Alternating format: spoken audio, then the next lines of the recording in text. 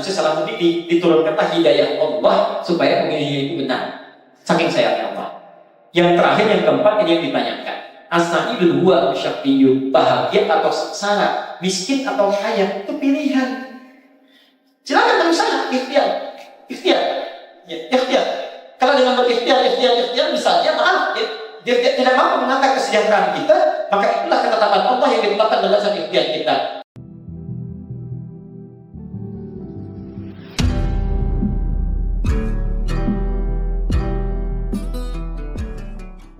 Bagaimana dengan orang-orang yang menganggap kemiskinannya adalah takdir, padahal dia tidak bekerja sama sekali? Kemiskinan itu takdir, tapi bukan qadar. Ada qadar, ada takdir itu lain. Kalau paling gampang kita dia Al-Qur'an nomor hadis yang keempat. Dari Abdullah bin Mas'ud.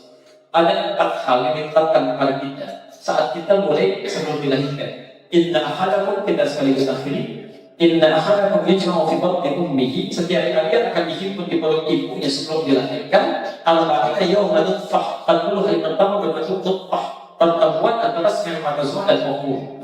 Thumma yakunu bitadalika alaqah, 40 hari kedua berbentuk alaqah, zigot yang menempel di dinding rahim. Thumma yakunu bitadalika mudghah, 40 hari ketiga usia 40 menjadi mudghah, janin yang sudah mulai berbentuk. Sampai sekarang istilah kedokteran, saya memimpin ada beberapa mahasiswa kedokteran.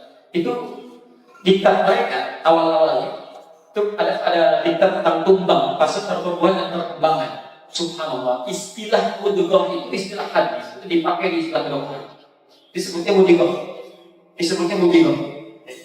Nah, saat 4 bulan itu, famayursal ilaihi malak, maka diutuslah seorang malaikat. Diperintahkan meniupkan roh dengan izin Allah, dan diperintahkan meletakkan 4 hal. 4 hal ini 2 disebut dengan qadar. Qadar itu ketetapan Allah yang sudah ditetapkan zaman azali, tidak bisa dirubah sampai dengan meninggal dunia. Walaupun kita berdoa nangis darah, tidak akan berubah. Tidak. Apa itu? Satu rezekinya. Satu dekat rezeki tidak akan berubah. Si fulan diberikan rezeki sampai meninggalnya sesuai dengan kemampuannya. Misal, si A ada 100 juta, si B 100 miliar, si D 1 triliun. Kalau belum tercukupi rezekinya gak akan meninggal. Tapi itu disebut dengan qadar dan tidak akan berubah. Tugas kita berikhtiar saja. Qadar itu sengaja dirahasiakan menjadi misteri supaya kita semangat mencarinya. Coba misalnya kalau disampaikan Pak Lukman jatahnya selama hidup itu 1 miliar. Sampai siang itu sudah diambil 999.999.000 rupiah. Tinggal berapa? Wah, itu udah gak enak makan, gak enak minum, pikir aja gitu ya. Begitu capek, ya Allah capek, gitu kan. Ya, terus capek. Temannya langsung sikat, Pak, minum dulu. Begitu minum, habis 1.000 tuh setengah minuman, baru 2,5. Habis, meninggal saat itu. Mungkin terjadi. Itu jadi dirahasiakan supaya kita semangat cari makmurkan. Yang ketiga untuk dunia itu mengikutnya untuk akhirat. Ya, misal saya supaya sholatnya bagus harus punya pakaian menutup aurat, cari pakaian yang terbaik, kerja cari rezeki. Ya, sholatnya sudah bagus, mau zakat. Ketika menambah ini kan cuma dunia. Aduh, garasi kurang nih, kerja untuk buat garasi. Sudah ada garasi, motornya belum ada, kerja untuk cari motor. Garasi semakin meluas, kerja cari mobil, itu capek. Saya sarankan penuhi kebutuhan ibadah, dunia akan mengikuti. Saya kasih contoh ini. Kita bangun malam menangis kepada ya Allah, hamba usia sudah 30 tahun bisa kan? Atau 40 tahun, 50 tahun sampai hari ini sholat hamba alhamdulillah ya Allah terjaga dengan baik. Tapi sampai hari ini hamba belum bisa maksimal menunaikan rukun Islam yang ketiga, berzakat ya Allah. Hamba mohon kepada sebelum meninggal karuniakan hamba ya Allah kemampuan untuk berzakat 25 juta supaya bisa disebarkan banyak orang yang bisa mendapatkan zakat itu berapa persen? 2,5%. Kalau minta 25 juta artinya berapa persen itu? 1 miliar. Ya. Minta 1 miliar kan?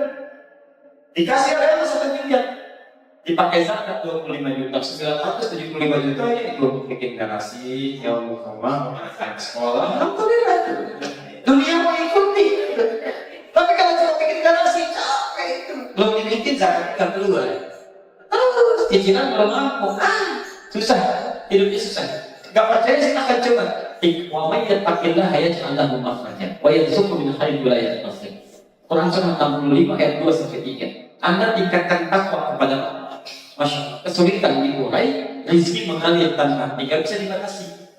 Ya. Orang lain punya mobil nanti capek, habis bensin di sini, kan ganti oli di sini, cuci di sini.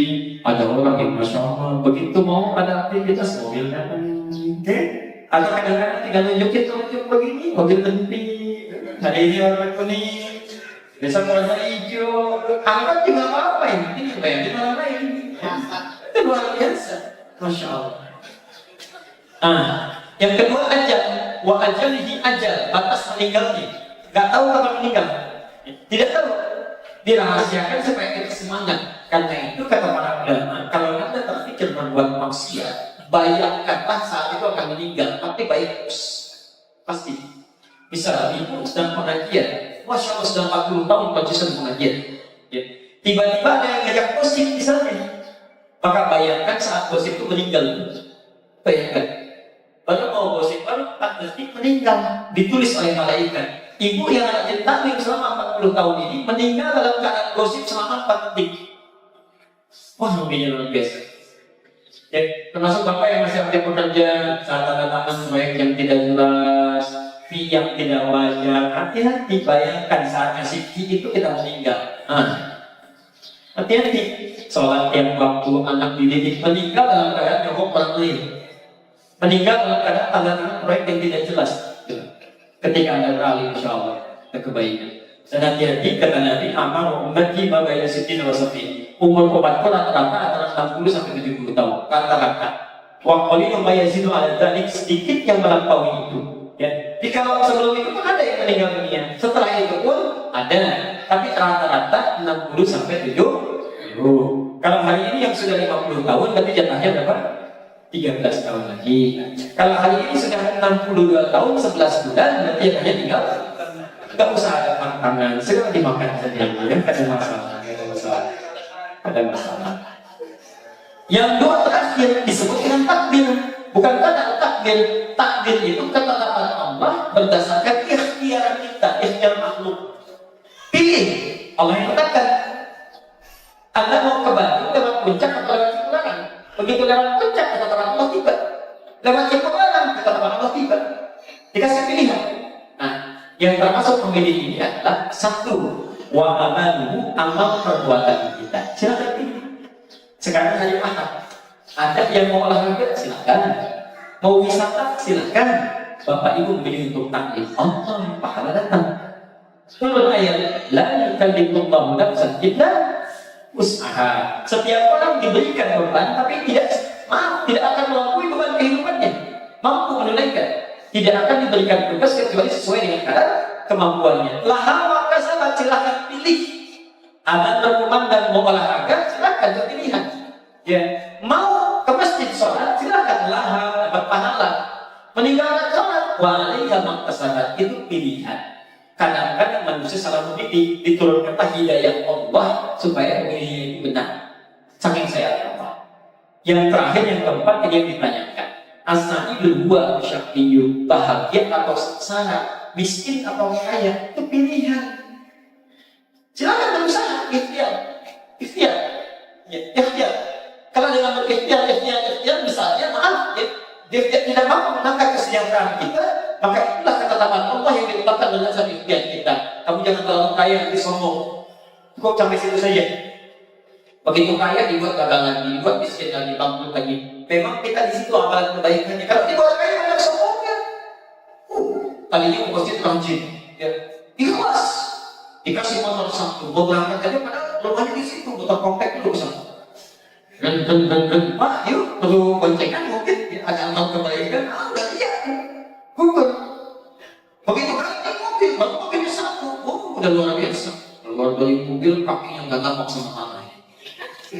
Gimana gitu ya? itu pilihan, itu pilihan. Insya Allah. Ada orang kaya sombong? Ada, namanya kolon. Ada di Quran namanya kolon, al-qasas. Ya, dari ayat 77 itu sampai 80. Jadi kalau ada orang kaya sekarang sombong, itu anak cucunya kolon. Sampai hari ini kalau belum tobat. Pejabat juga ada kan, pejabat sombong. Ada, namanya Firaun. Ada. Hati-hati, hati-hati. Jadi ibu bisnis ataupun kaya itu pilihan ikhtiar kita. Silakan ikhtiar, silakan bekerja, silakan ikhtiar. Kalau ketetapan Allah melahirkan kita hal yang baik sesuai dengan firman Allah, maka itu yang paling bagus, yang terbaik.